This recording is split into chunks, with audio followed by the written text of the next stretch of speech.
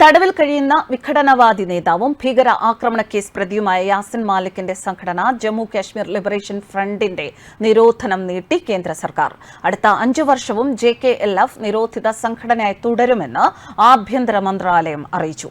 ജമ്മു കാശ്മീരിൽ വിഘടനവാദവും ഭീകരവാദ പ്രവർത്തനങ്ങളും JKLF തുടരുന്നുണ്ട് എന്ന് കണ്ടെത്തിയതിന്റെ അടിസ്ഥാനത്തിലാണ് സംഘടനയുടെ നിരോധനം നീട്ടിയത്.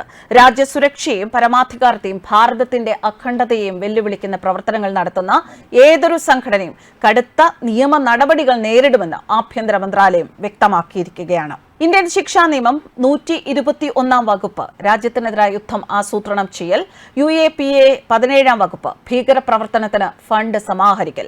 ഇത് അനുസരിച്ചാണ് ജീവപര്യന്തം വിധിച്ചത്.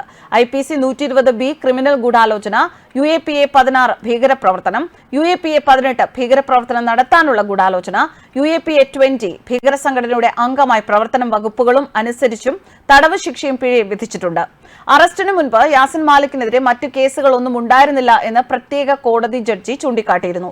എന്നാൽ രാജ്യത്തിനെതിരെ യുദ്ധം ചെയ്തു എന്ന കുറ്റത്തിന് 121 വകുപ്പ് അനുസരിച്ച് പരമാവധി ശിക്ഷ നൽകണമെന്നായിരുന്നു NIA വാദം. ഈ വകുപ്പ് അനുസരിച്ച് പരമാവധി ശിക്ഷ വധശിക്ഷയും ഏറ്റവും കുറഞ്ഞ ശിക്ഷ ജീവപര്യന്തം തടവുമാണ്.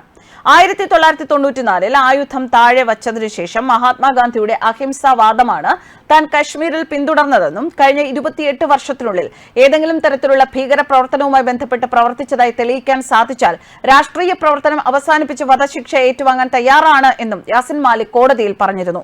കാശ്മീരിൽ നിയമവിരുദ്ധ പ്രവർത്തനം നടത്തുന്നതിന് പണം സ്വരൂപിക്കാൻ രാജ്യാന്തര തലത്തിലുള്ള സംവിധാനം മാലിക് ഉണ്ടാക്കിയെന്നായിരുന്നു കോടതിയുടെ നിരീക്ഷണം.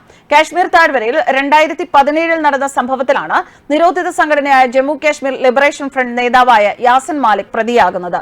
2016 സുരക്ഷാ സേനയ്ക്ക് നേരെ 89 സ്ഥലങ്ങളിൽ കല്ലേറുണ്ടായതിനു പിന്നിലും മാലിക്കിന്റെ ആസൂത്രണം ഉണ്ട് എന്നാണ് NIA കണ്ടെത്തിയത്.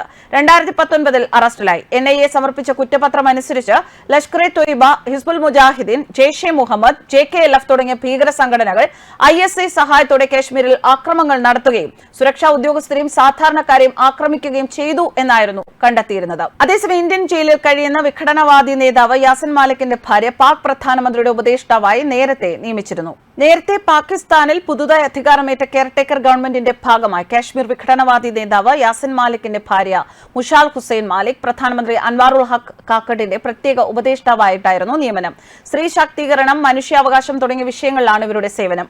ഭീകരപ്രവർത്തനങ്ങൾക്ക് ഫണ്ടിംഗ് നൽകിയ കേസിൽ ജീവപര്യന്തം തടവിന് ശിക്ഷിക്കപ്പെട്ട് നിലവിൽ തിഹാർ ജയിലിലാണ് ജമ്മു കാശ്മീർ ലിബറേഷൻ ഫ്രണ്ട് കമാൻഡറായ യാസിൻ മാലിക്. 2009 ഇസ്ലാമാബാദിൽ വെച്ചായിരുന്നു ഇവരുടെ വിവാഹം നടന്നത്. പാകിസ്ഥാനിൽ നിന്നുള്ള മുതിർന്ന രാഷ്ട്രീയ നേതാക്കളും വിവാഹത്തിൽ പങ്കാളികളായിരുന്നു. പാകിസ്ഥാനിലെ വിഖ്യാത എക്കണോമിക് പ്രൊഫസർ MA ഹുസൈന്റെയും പാക് മുസ്ലിം ലീഗ് വനിതാ വിഭാഗം അംഗം റഹാന ഹുസൈന്റെയും മകളാണ് മുഷാൽ. ലണ്ടൻ സ്കൂൾ ഓഫ് എക്കണോമിക്സിൽ നിന്ന് ബിരുദം നേടിയ അവർ 2005 യാസിൻ മാലിക്കിനെ കണ്ടുമുട്ടുന്നത്. 2009 വിവാഹം കഴിച്ചു. ഇരുവർക്കും 12 വയസ്സുള്ള ഒരു മകളുണ്ട്. ന്യൂസ് ഡെസ്ക് കർമ്മ ന്യൂസ്.